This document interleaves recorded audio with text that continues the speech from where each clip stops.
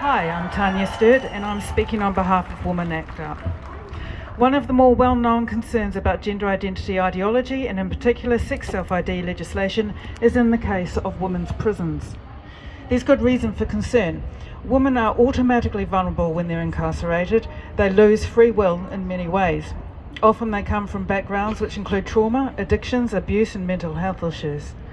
Like every other single-sex space, single-sex prisons arose from the understanding that women are at risk of abuse if men have unregulated access to the same spaces designated for women. Internationally, there are reports of trans prisoners being placed in women's prisons and raping and assaulting the other prisoners. In recent years, the Department of Corrections in New Zealand has been allowing transgender individuals into prisons of the sex they identify with. Policy has been that if they are convicted of sexual offences against women, they will not be put in women's prisons, but that does not include violent offences or low-level sexual offending. I recently spoke to a woman who is an ex-prisoner about her experiences being imprisoned alongside two trans-identified males. At this stage, I want to make it clear that I'm not here to malign any particular individual's behaviour. I'm coming at this from a government department protocol perspective and to give an idea of how this may play out in real life. I'll call this ex-prisoner Jane. She described her incarceration, which began in early 2017 at Arahata Correctional Facility, a women's prison here in Wellington. At the time she was sentenced, there were two trans-identified males, biological males, also incarcerated in Arahata, though in different units. One of the trans-identified males, Jane did not know well and said he passed quite well.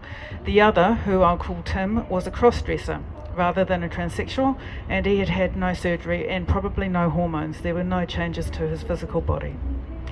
He was given a separate cell on his own, and Jane believed this was because he still had male genitals. This is confirmed as standard practice by the Prison Operations Manual in its current form, where it outlines the level of support given to transgender individuals. In that same document, it's made clear that trans people are required to be provided with all trans-related clothing and accessories as needed, for example, chest binders and tucking tape, as well as underwear. Jane does mention that for some reason Tim was allowed to wear steel-capped boots, whereas none of the women were. Looking through the operations manual, the language is framed around mitigating risk to the trans person. It makes it clear that the trans person is allowed to determine the officer's sex, who is going to perform the bodily searches, and that the officers are required to abide by this preference. Jane went on to describe situations where Tim would barter his prescribed medication in return for getting the woman to flash him. Eventually, Tim was caught in sexual relationships with some female prisoners in one of the work parties and was transferred to Auckland Women's Prison. Jane wants to make it clear that the flashing and sexual relationships were consensual as far as she knew, and she says some women were just keen to engage in heterosexual encounters. She said that Tim was generally well liked, and the other woman appeared not to have an issue with Tim being in a women's prison, but she did acknowledge that a younger or inexperienced woman may well feel more vulnerable or violated by that situation. She herself says that she doesn't agree with biological males being in a women's facility and that it's, quote, wrong to put women in that position. The Prison Operations Manual specifically outlines the current process for determining which prison the trans-identified prisoner will be sent.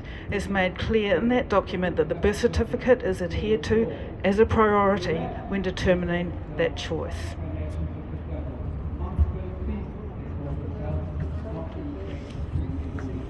The BDMRR Act will allow an easy change of biological sex marker on the birth certificate.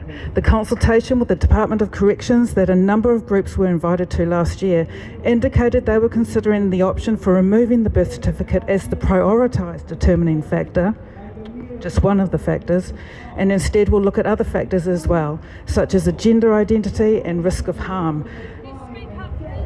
Sure.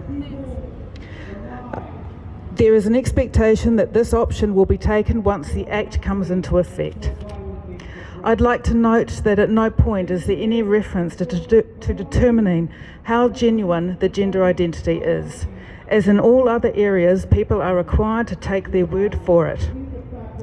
As someone who worked in corrections for a decade, I am very aware of the risk of allowing people with or without criminal histories the ability to easily alter their identity footprint.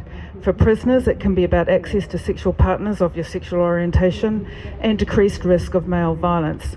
For others, it can be about hiding past criminal behaviour and history behind a new name and official documents.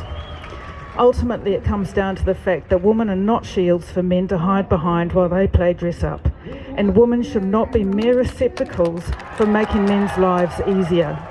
This is one of the most troubling aspects of this ideology, and it will continue to be played out in women's single-sex spaces like prisons. Thank you.